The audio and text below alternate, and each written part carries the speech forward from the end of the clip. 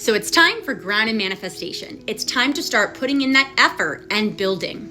So we were just talking about this number 2 card, and what immediately stood out are what appears to be these wigwam structures within this community. Now, wigwams are as a type of semi-permanent housing structure in indigenous cultures, specifically Algonquin-speaking tribes across the northeastern part of North America.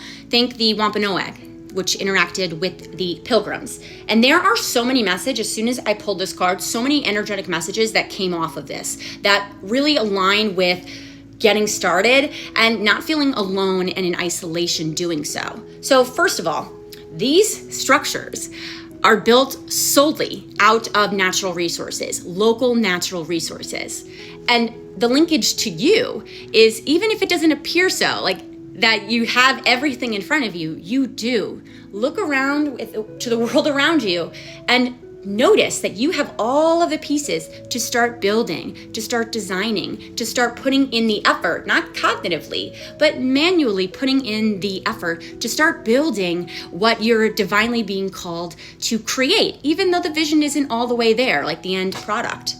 And I also wanted to mention how this type of structure is something that required ancestral effort and wisdom, my kitty cat.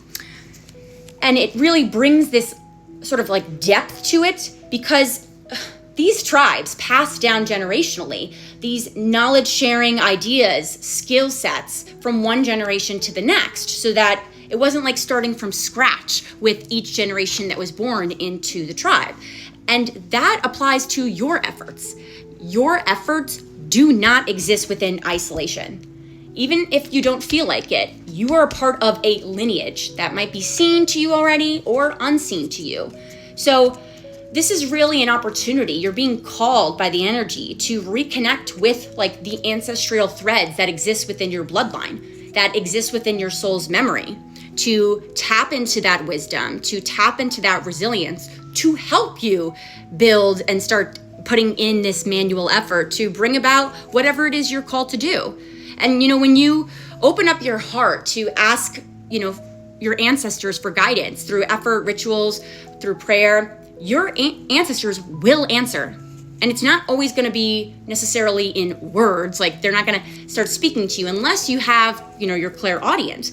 But a lot of times it comes through insights, through downloads, through intuition, through synchronicities, through nature, and in like internal knowing. Those are all messages that your ancestors can give you, guidance they can give you to help you along your journey. So open up your heart to be able to ask about it. All right, let's go to part 3.